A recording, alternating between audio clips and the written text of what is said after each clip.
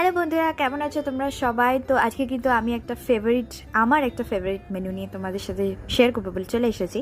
তো রেসিপিটার নামটা তো লাস্টে বলবো, কিন্তু আপাতত রেসিপিটা দেখে নিই চটপট। তো প্রথমে কিছুটা আদা আর কাঁচা লঙ্কা ভালো করে স্ক্র্যাপারে ঘষে নিলাম। এবারে মাছটাকে ভালো করে ধুয়ে এনে তার মধ্যে দিলাম নুন, হলুদ, কাশ্মীরি লঙ্কার গুঁড়ো আর একটুখানি আটা, 1 চামচ মতো আটা। আর তারপরে গন্ধরাজ লেবু, আপনারা চাইলে পাতিলেবু ইউজ করতে পারেন। একটু বেশি দেবেন যাতে মাছটাকে ভালো করে ম্যারিনেট করা যায়, পরিমাণ মতো দিয়ে এবার মাছটাকে ম্যারিনেট করে রাখবেন অন্তত 10 মিনিট। তারপরে তেলটাকে ভালো করে গরম করে তার মধ্যে মাছগুলোকে আমরা উল্টোপাল্টে ভেজে নিচ্ছি। ম্যারিনেশনে আটাটা অ্যাড করার একটাই কারণ, যাতে তেলটা ছেটে কম এবং মাছটাও খুব ইজিলি ভাজা হয়ে যায়।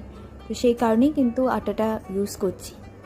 এই টিপটা তো আগেই আপনাদের সাথে শেয়ার করেছি, তাও আরেকবার শেয়ার করলাম।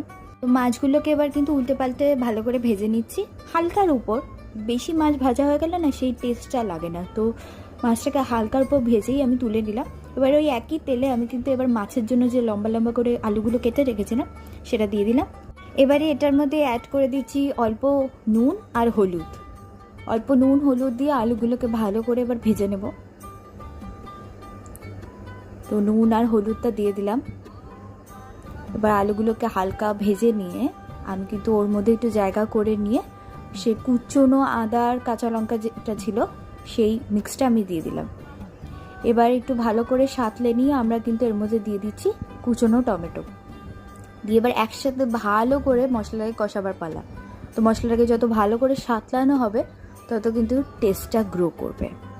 তো এবারে দিচ্ছি একটু কাশ্মীরি লঙ্কার গুঁড়ো, শুকনো লঙ্কার গুঁড়ো আপনারা অ্যাড করতে পারেন এর সাথে, আর দিচ্ছি অল্প চিনি। এবারে এটাকে ভালো করে মিক্স করবার পালা। তো ভালো করে মিক্স করে নিয়ে কিছুক্ষণ বাদে আমি দিয়ে দিচ্ছি ওটার মধ্যে সে ম্যারিনেশনে যে মশলাটা ছিল সে ম্যারিনেশনের মশলার মধ্যে একটু জল অ্যাড করে দিয়ে দিলাম। এবার আর কিছুক্ষণ পরে আবার আমি বাকি জলটা অ্যাড করে দিলাম, দিয়ে ভালো করে ফুটিয়ে নিচ্ছি। মিডিয়াম টু হাই ফ্লেমেই রাখবেন এই টাইমটায়। তো এবার ঝোলটা ভালো করে ফুটে গেলে আর মশলার থেকে তেলটা যদি ছেড়ে দেয় তাহলে ভাজা মাছগুলো দিয়ে দিই। আমি ভাজা মাছগুলো দিয়ে আরেকটু জল দিয়ে ভালো করে ফুটিয়ে নিয়েছিলাম।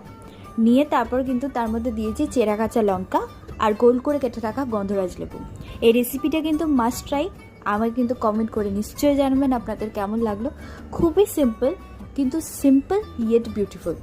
তো এত সুন্দর একটা রেসিপি কিন্তু ট্রাই করতেই হবে। এই গন্ধরাজ কাতলার রেসিপিটা যদি আপনাদের ভালো লেগে থাকে তাহলে কিন্তু লাইক, শেয়ার এবং সাবস্ক্রাইব করতেই হবে।